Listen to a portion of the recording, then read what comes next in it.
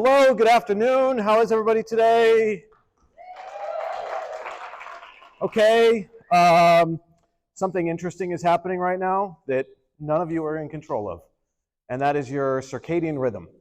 You are experiencing what is called the postprandial dip, which happens after lunch. It's when you're at a low point. So we're going to try to keep this interesting and engaging, and we're going to move a little bit, and we're going to have some fun. So hopefully you're all good with that. If you're not, thanks for coming. Okay, who am I? I am a 20-year internal meeting planner. I've worked in concerts, I've worked in associations, I've worked in corporate. One of those corporate gigs was 24-hour fitness at HQ, not in the gym, but I plan their incentives and their internal club manager meetings, things of that nature. So I learned to conduct a meeting a very different way. When you have D1 athletes and aspiring bodybuilders, you have to think a very different way when it comes to feeding people and how long sessions are and workouts, that kind of stuff. I also have this wonderfully made up title of the 5-time fittest man in meetings and events. I had to clarify that I was the fittest male event professional because I think the year before last, a woman named Shay Williams, who is head of brand and events for a company called Podium, went to the CrossFit Games on a team, which is basically the CrossFit Olympics. And I was like, okay, well, I didn't get to go. So, and then I have some other accolades as well. As I've gotten a certification from Delos, which Mr. Dominguez helped develop. It was from the Stay Well, Meet Well stuff he started when he was at MGM. And I have a couple other certifications as well, including COVID protocol officer and pandemic meeting event design. So that's who I am. Who are you? This should sum up both of everybody who's in the room. There's planners, there's suppliers. We're all partners though, right? Yes, we all need each other to be successful.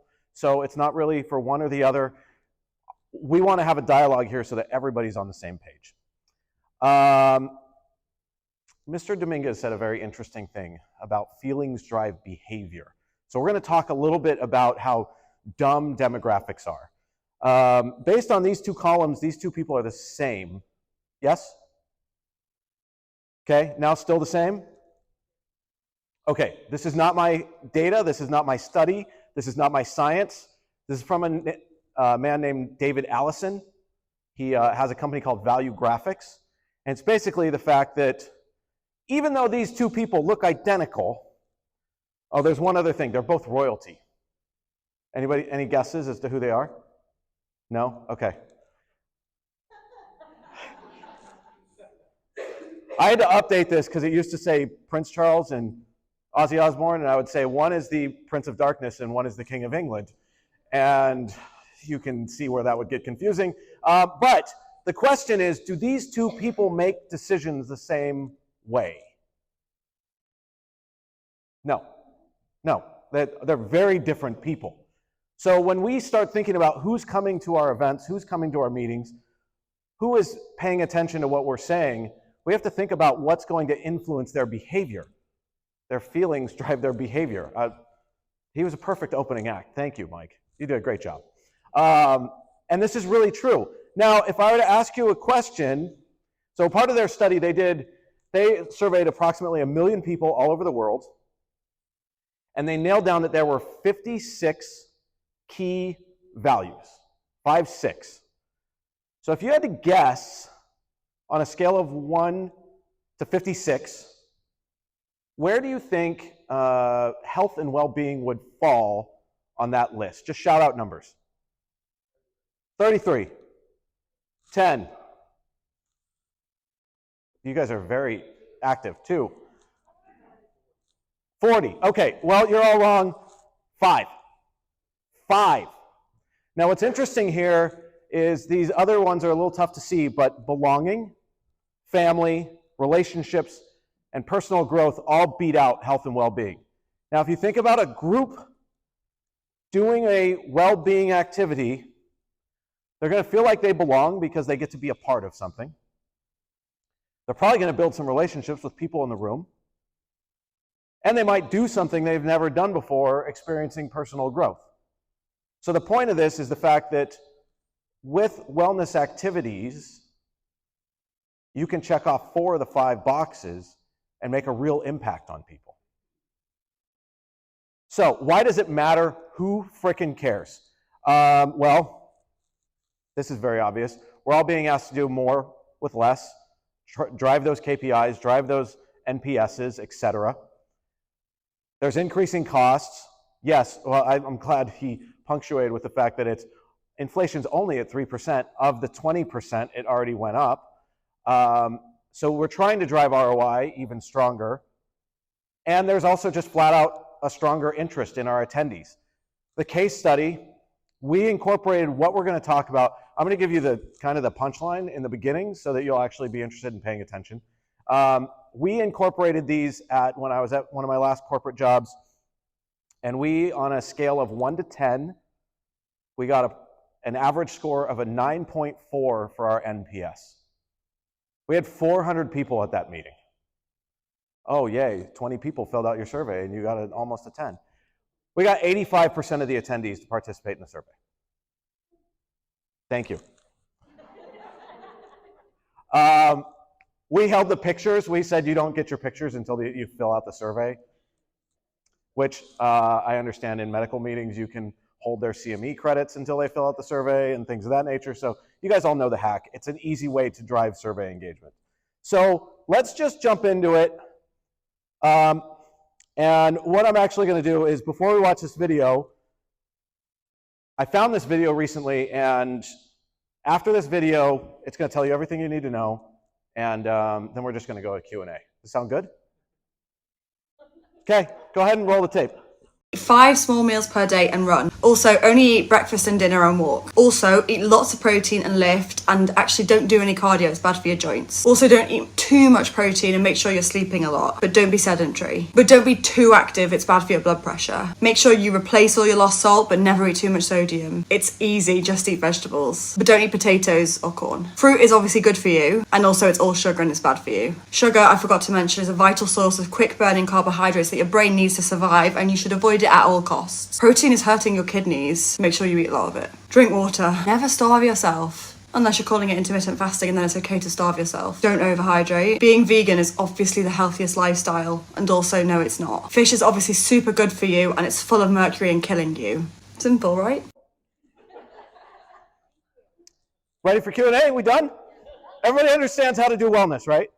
I want to talk a little bit about what wellness is, and because I think it's an intimidating topic and it can keep people from getting involved with it sometimes. So this is Merriam-Webster's definition of it: the quality or state of being in good health, especially as an actively sought goal.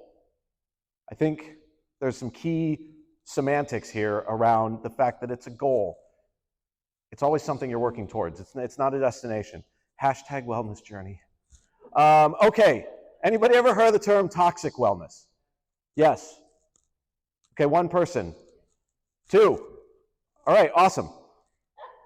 Well, then I can skip it. No. Toxic wellness happened at Goop. Everybody knows Gwyneth Paltrow's company. Basically, everyone was wellness shaming each other, saying, oh, you didn't meditate today, you're a bad person. You only did 20 minutes of yoga, it doesn't count, blah, blah, blah, blah, blah. So, toxic wellness is bad. Wellness means different things to different people. What one person might enjoy meditating and can put their legs in all kinds of weird positions and levitate while they're seeing another dimension, another person is sitting by the fire and having a scotch and a cigar. Wellness means different things to different. Someone's excited about that. Okay. Lastly, consider these 3 M's: mindfulness, movement, and meals. So as we get into mindfulness, I'm just going to provide some questions. There's going to be a session where you're going to get to workshop this tomorrow, Danielle. And think about this. If you're preoccupied mentally, are you going to really be able to pay attention? Are you going to be interested? If you had a party that went until 12 or 1 the night before, and then you go to an 8 a.m., what are you doing? You try not to fall asleep. You're on your phone. Where's water? Why didn't they put breakfast burritos out this morning? You're not paying attention. So agenda design is a big portion of this. The other thing is, how are you helping your attendees focus and have a calm mind? Are they in back-to-back-to-back-to-back sessions? Are you just berating them with information to the point that they're not remembering anything anyways, even if they did get a good night's sleep? And the last thing here is, does the environment they're in, does it promote calm or does it promote anxiety? If you have a lot of noise and stuff going on, or distractions, is that counterintuitive to how they can process this information? So here's some ideas. Like I said, you'll get to workshop this. You can offer your meditation alongside, or more importantly, after morning activities. So we were talking about this last night at dinner. If you offer a variety of workouts in the morning, what you can do in addition to the workout is you can have a mindfulness session after the workouts, so that people who didn't want to come to the workouts or want to do their own thing or whatever, they can come take part in it as well. Belonging, self-growth, those key value elements.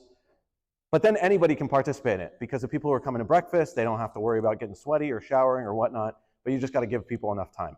Next one is create an agenda that gives room for people to think. We just talked about that. Adding greenery to the space. I've seen projection mapping where there were like waterfalls on the wall. It was actually really calming and amazing. And then extend your breaks. In a session like this, everyone's going to take away a different thing than someone else. So by having those breaks like we're going to have after this, I can't wait to hear all the things that you either heard or didn't hear about what I was talking about, or how you loosely interpreted them or not. But we're going into a break after this, so it's perfect. So there's some ideas. I think what we're going to do now is I'm going to have everybody stand up. Awesome. Okay.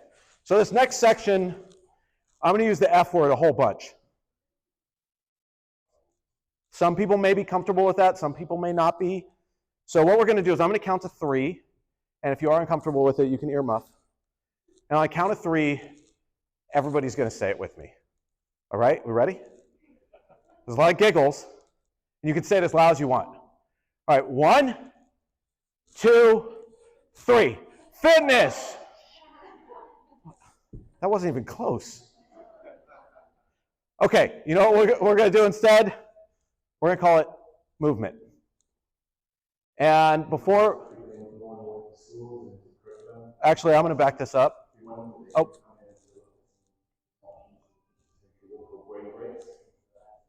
Okay, we're going to do our own movement first, and then we'll watch that video. So we're going to do this little thing that I call the Ben.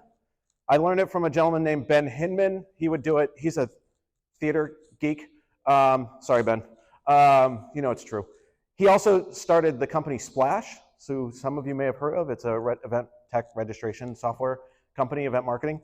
And what we're going to do is give yourself a little room. So stagger yourself. It's kind of like the hokey pokey. We're going to start with our right arm. We're going to shake it, and we're going to count out loud from 5 downward. Then we're going to do our left arm. Then we're going to do our right leg. Then we'll do our left leg. Then we'll do it again, but starting at 4. Left arm, and we're just going to go through and we're going to count all the way down.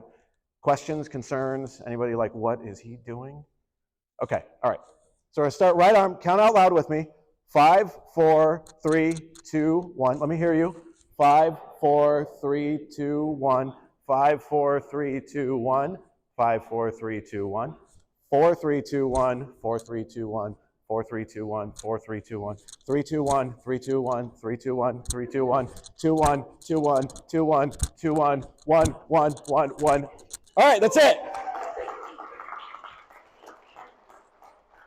All right, let's watch this video now. You can sit down as well. See CrossFit creeping in more and more into schools and into the curriculum, into the classroom.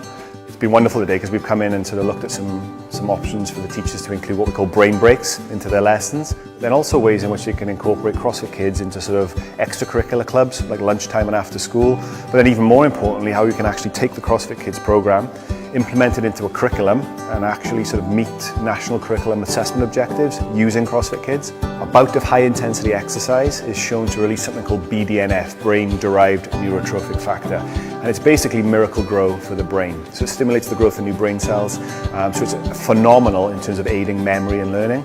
So a little bout of high intensity activity in the middle of a lesson, followed by continuing on with the lesson, has tremendous effects and impacts their learning really positively. The The younger we can get them moving, the better habits we can establish. It becomes not something that they have to do, it's just something that they want to do because they've just grown up knowing nothing else.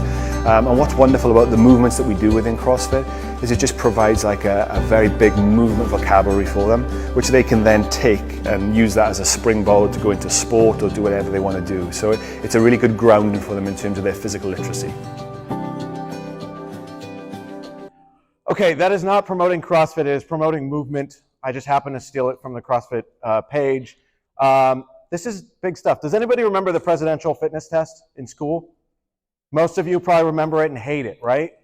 So the federal government under JFK spent millions of dollars doing research that fit, healthy kids learned better.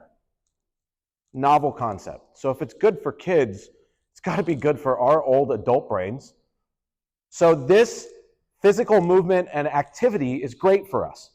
So we just talked about this, but we can jump into the next one. So the other thing is, since you might report to medical stakeholders, I thought this was important to include some of these real sciencey stuff in here.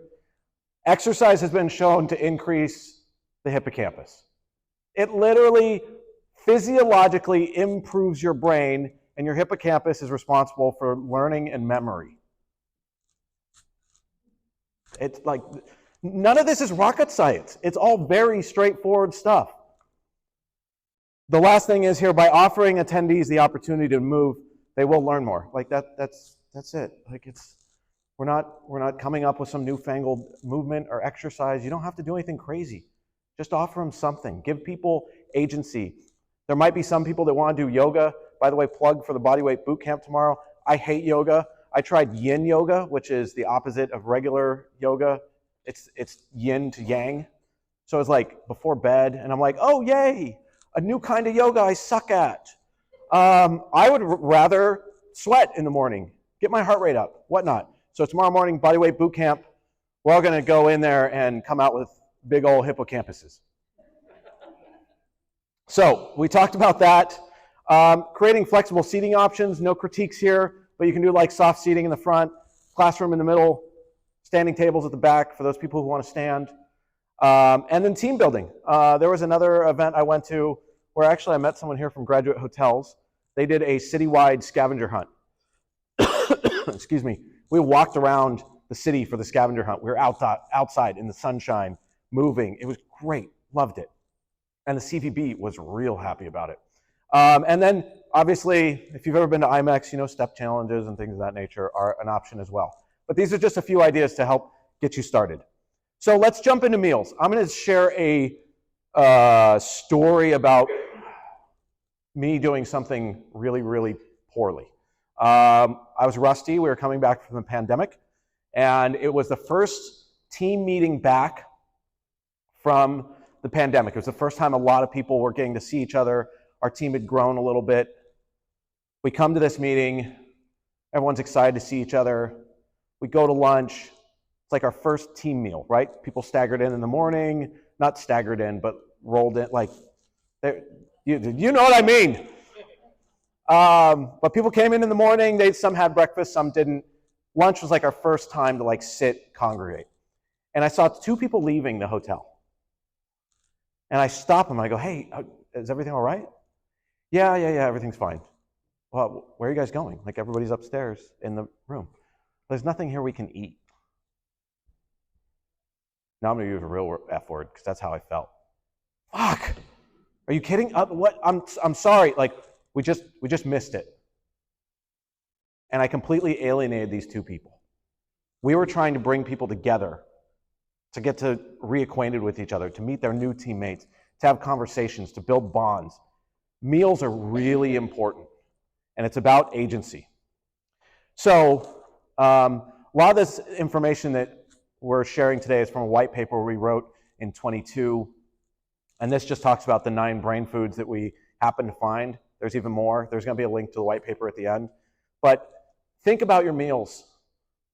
Like have you ever been in one of those interviews where they're like, "Oh, tell me when something went wrong," and I'm like, "Yeah, I don't have one." I have trauma from that. I felt so bad about excluding those people. It's not about alienating or saying you're only eating grilled chicken and broccoli. It's about agency. So the other thing is food is fuel. This is key to people learning. There's an anecdotal study. It hasn't been peer reviewed. There's some more science that needs to be done behind it. I looked it up after a coworker of mine told me that when he eats high protein breakfast, he doesn't have to take his ADD, ADHD meds. I don't know if that's the same thing. I'm an events person. I was like, I'm sorry, what? He goes, yeah, if I eat high protein breakfast, I don't have to take my pills and I can just do my job. He was a software engineer.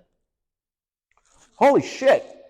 So you're telling me that by putting out continental breakfast and then dropping 25 or 50 grand on a Keynote, I'm flushing money down the toilet because I'm literally undermining people's ability to pay attention. Like, think about it. We were talking yesterday. Does anybody order the Italian buffet for lunchtime and then schedule a really important keynote afterwards? No. So why do you stuff people with carbs first thing in the morning? Probably because it's cheap. Then serve better food and reduce how many people you serve it for. But give people protein in the morning. It literally helps their brain so they can learn. This doesn't have to be expensive. You have to do a menu anyways. So you just have to be thoughtful. You don't have to go out and be like, oh, well, we need organic and blah, blah, blah, blah, blah. I'm not saying that's not better for you, and if you have the budget, you probably should. I just saw Jody stare daggers at me about sustainability. It is a better way to go, but at the same time, just make sure the right ingredients are there. The other thing is, how does that align with your agenda? Are you feeding people at the right time? Are you feeding them the right things at the right time? And then this is the other one, is why networking doesn't have to mean alcohol. Not everyone drinks. Some people like to, but I can't count how many MPI, PCMA, site, name an alphabet association. I'm like, oh, do you have any NA beers? And they're like, oh yeah, we have 2. I'm like, sweet, which ones? And they're like, no, we have 2 non-alcoholic beers. Here's the 2 bottles I have. Oh, okay, I guess I'll have one of them and I'll wait until I get another one. Think about this. The other thing is, if you're gonna do mocktails, make sure they're not 60, 80 grams of sugar, right? Oh, I like how everyone laughed. Thank you. Okay, good. I'm preaching to the choir here. All right, let's keep going. These are the 9 brain foods that were aforementioned. There is the white paper that you're going to be able to download in just a second. One of my big things was the duration of sessions, right? So I have 4 minutes left and we're going to wrap this up. So I'm just going to jump to the next thing because y'all can read this. It's a bit of an eye chart and I can't pronounce half the words in here, like flavonoids and whatnot, but this is in the white paper. You're welcome to use it. So here are the conclusions. Wellness is about inclusion and not exclusion. Yes, and. It's about giving people agency. Wellness means different things to different people, so give people the opportunity to experience wellness the way they want to. Don't push your yoga or your steamed chicken and broccoli on people. At 24, when I would have people on a cheat day, they were going to throw a table if there weren't like brownies or cookies on the dessert. So we had to do that and whole fruit options. As we return to live events, people want what they have at home. There's some people who are venturing out for the first time. Different people are going to behave different ways, right? Especially if you happen to be doing an event in Vegas. They're going to want more of what they have at home. This is going to impact those survey scores. If they can get a good night's sleep, if they can get a workout in, if there's food for them to eat and you didn't chase them out of the hotel because you didn't provide food for them, that's going to impact your survey scores. By the way, those 2 events where the survey scores, or the one where they left and the survey scores I talked about in the beginning, different events.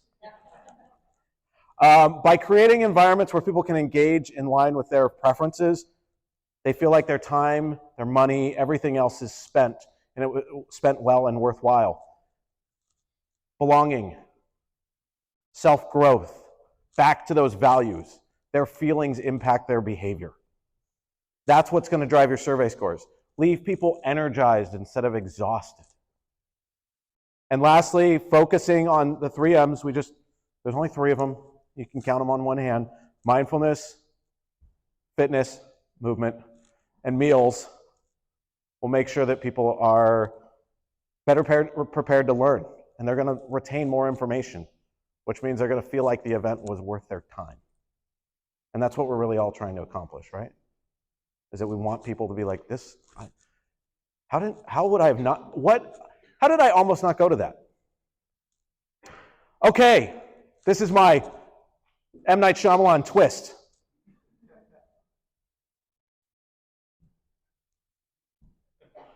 How much of this stuff are you doing for yourself?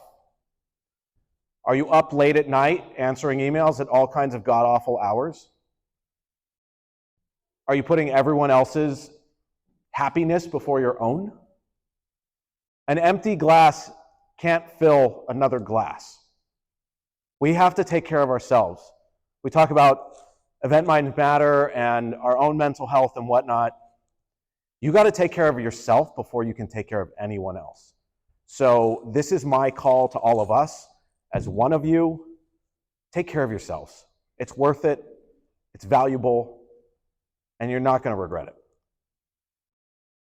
That's it. The white paper's on the left. That's my LinkedIn profile if you'd like to connect or follow up. Yeah. Thank you.